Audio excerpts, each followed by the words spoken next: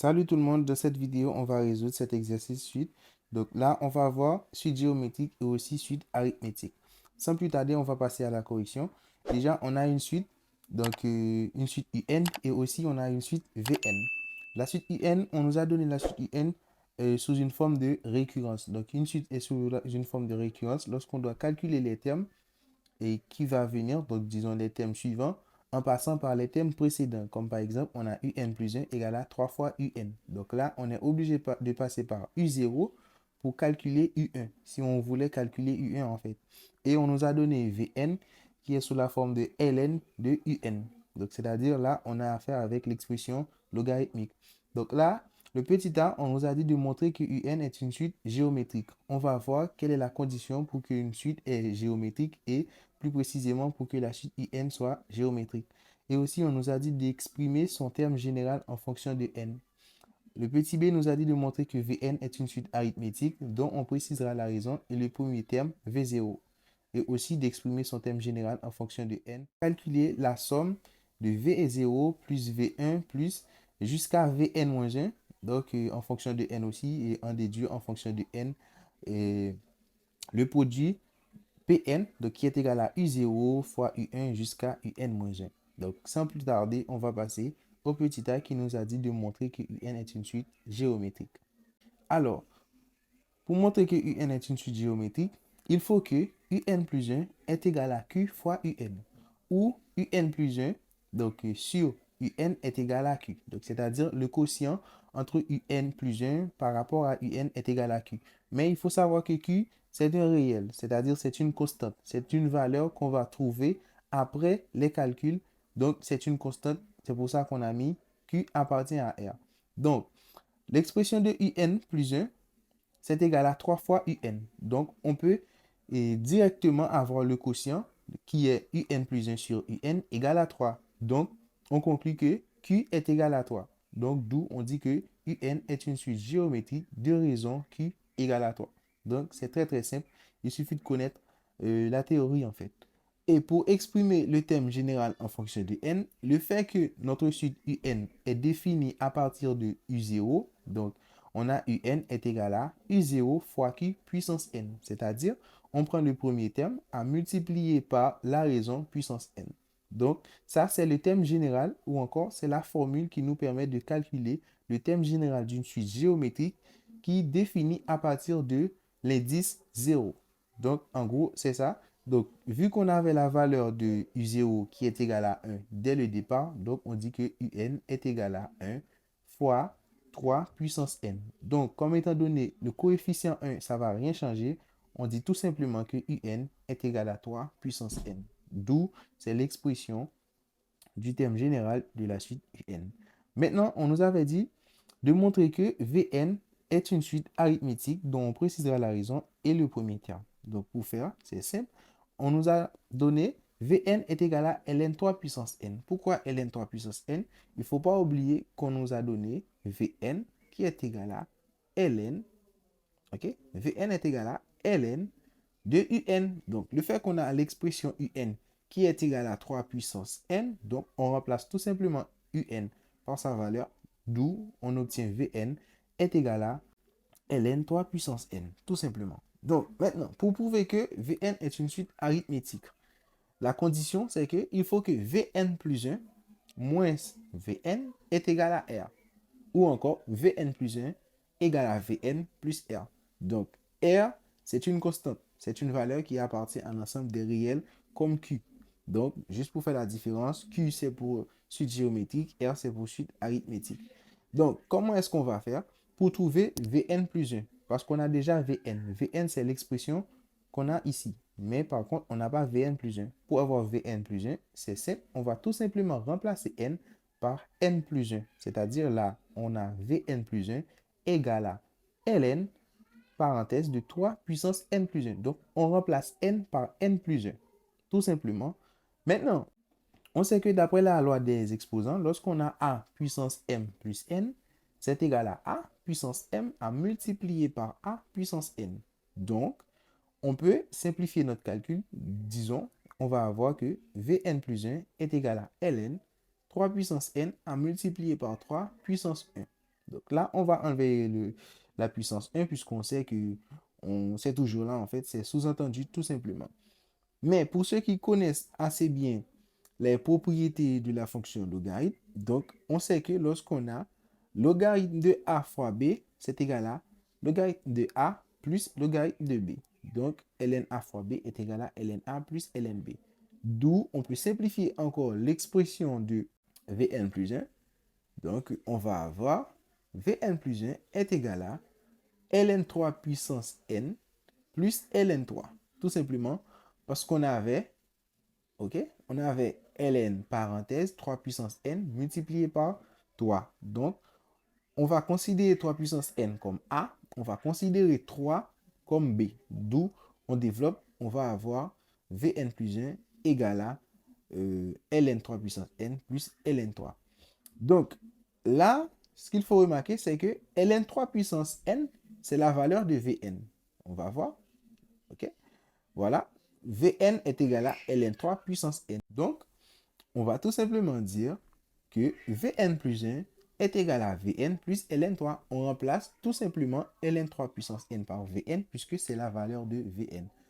Donc, c'est justement ça qu'on voulait retrouver puisqu'on avait la condition qui nous avait dit que Vn est une suite arithmétique si et seulement si Vn plus 1 moins Vn est égal à R. C'est équivaut à Vn plus 1 égale à Vn plus R. Tout simplement, d'où on conclut que Vn est une suite arithmétique de raison R égale à ln3. Maintenant, V0, puisqu'on nous a demandé de trouver le premier terme. Donc, V0 est égal à ln3 puissance 0. Donc, on remplace tout simplement n par 0, puisque la suite, elle est définie à partir de 0. Donc, plus précisément, à partir de l'indice 0.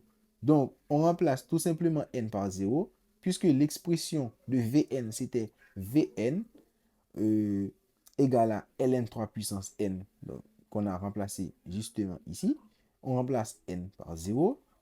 On sait que tout nombre à la puissance 0 est égal à 1, d'où on retrouve ln1, et V0 est égal à 0, puisqu'on sait ln1 est égal à 0. Donc, propriété logarithme.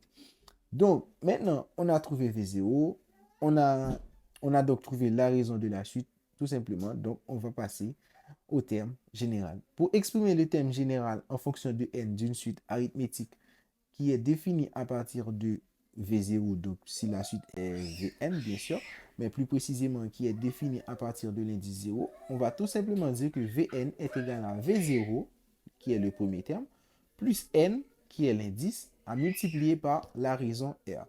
Donc, dans notre cas, on a Vn est égal à 0, 0 qui représente la valeur de V0, qui est le premier terme qu'on a retrouvé ici, plus n qui est l'indice, à multiplier par R qui est la raison. Donc, n fois ln3, donc ça va donner n ln3, et le 0 qu'on a comme le premier terme, ben, on va l'abandonner puisque ça ne sert à rien pour ici.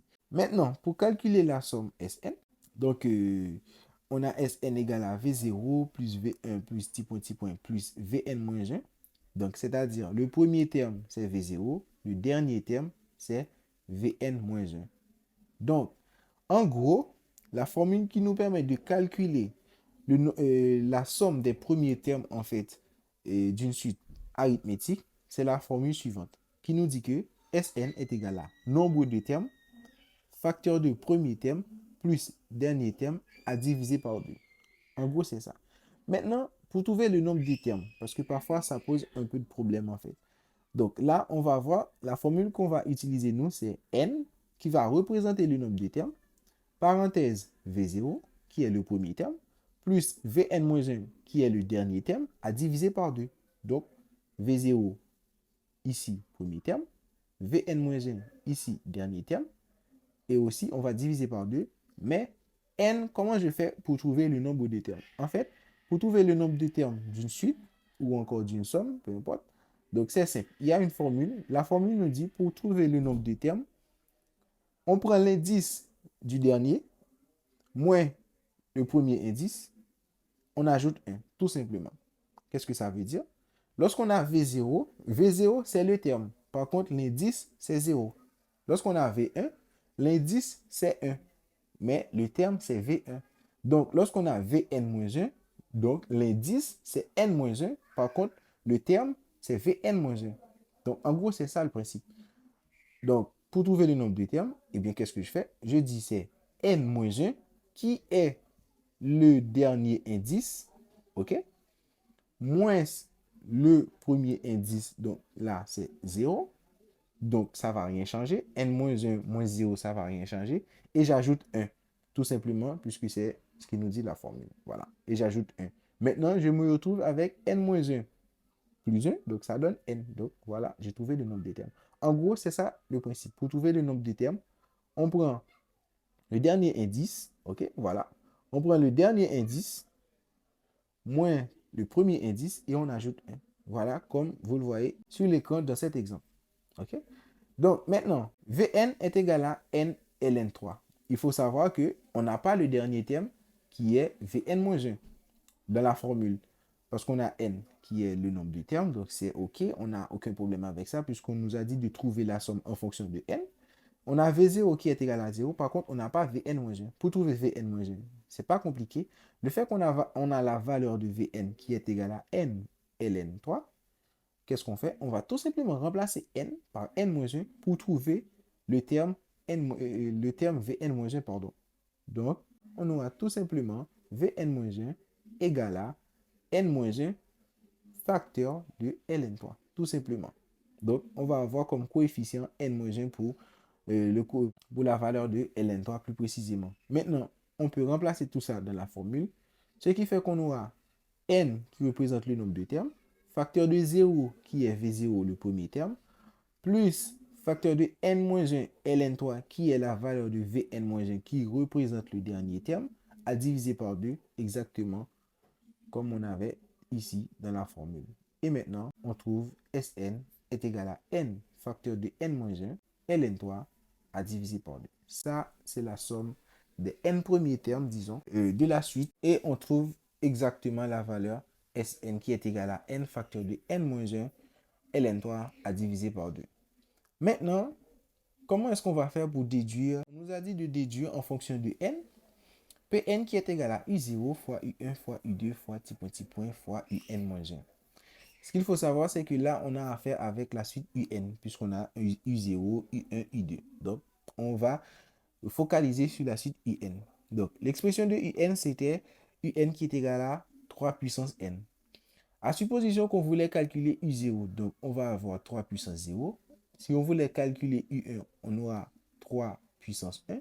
Si on voulait calculer I2, on allait avoir 3 puissance 2. Et si on voulait calculer 3 puissance, si on voulait calculer I3, on allait avoir 3 puissance 3. Et si on voulait calculer UN-1, en gros, on allait avoir 3 puissance N-1. Maintenant, qu'est-ce qu'on peut remarquer? On peut remarquer que là, on a une base. La base, c'est 3. D'après la règle des exposants, lorsqu'on a A puissance M à multiplier par A puissance T à multiplier par petit point par A puissance N, on garde la base et on fait la somme des exposants. D'où on peut écrire l'expression de Pn comme suit. 3 puissance 0 plus 1 plus 2 plus 3 jusqu'au dernier terme qui est égal à n-1. OK? Donc là maintenant, ça traduit quoi? On peut remarquer que les puissances sont en progression arithmétique. De premier terme 0, de raison 1 et de dernier terme n-1. C'est-à-dire, lorsque je parle de progression arithmétique, ça signifie que pour avoir 1, qu'est-ce que je fais? J'ajoute 1 sur 0. Pour avoir 2, qu'est-ce que je fais? J'ajoute 1 sur 1. Pour avoir 3, qu'est-ce que je fais? J'ajoute 1 sur 2. À chaque fois, j'ajoute 1 pour trouver le terme suivant. Donc, à chaque fois, en gros, qu'est-ce que je fais? J'ajoute 1 sur le terme précédent pour trouver le terme suivant. Exactement, plus précisément, c'est ça. Maintenant, on peut poser Tn est égal à 0, plus 1, plus 2, plus 3, plus petit point jusqu'à n-1. Maintenant, il suffit qu'on trouve l'expression générale de Tn et on va pouvoir trouver l'expression générale de Pn. C'est ça. Maintenant, pour trouver Tn, l'expression générale de Tn, puisque c'est une suite arithmétique, ok, bon, plus précisément, c'est une progression arithmétique, on va pouvoir appliquer la même formule tout à l'heure. Donc, on va voir. Là, on a Tn égale à n. N représente le nombre de termes. Pourquoi? Parce que de 0 en fait à n-1, j'ai n termes, comme tout à l'heure, plus n-1. N-1, ça représente le dernier terme. 0 représente le premier terme à diviser par 2, comme tout à l'heure. OK? Dans la formule qu'on avait précédemment, on nous a dit que pour trouver la somme, qu'est-ce qu'on fait? On dit c'est nombre de termes, parenthèse premier terme, plus dernier terme à diviser par 2. Donc, le fait que la suite, c'est vraiment explicite dans ce cas, ok? C'est très, très explicite dans ce cas. Donc, le premier terme, c'est 0. Le dernier terme, c'est n-1. Donc, le nombre de termes de 0 à n-1, ça représente n termes, tout simplement. C'est comme si on nous a dit on va passer de 0 à 10, mais par contre 10 moins 1. Donc ça fait, voilà, on trouve Tn est égal à n, nombre de termes, comme je dis, parenthèse de 0 premier terme, plus n moins 1 dernier terme, à diviser par 2, tout simplement. Et maintenant, on trouve Tn est égal à n, parenthèse de n moins 1, à diviser par 2. Puisque Tn, c'était la puissance, ok? C'était la puissance parce qu'on pouvait dire que Pn est égal à 3 puissance Tn. Donc, puisqu'on a posé Tn est égal à la somme des exposants. Donc, on trouve tout simplement Pn égale à 3 puissance n, parenthèse de n-1 divisé par 2, qui est la valeur de Tn. Donc, voilà. Bon, j'espère que la vidéo vous a plu. Si c'est le cas, il ne faut pas hésiter de laisser un like, hein. Et puis, si vous avez des questions, je serai disponible pour vous répondre dans les commentaires.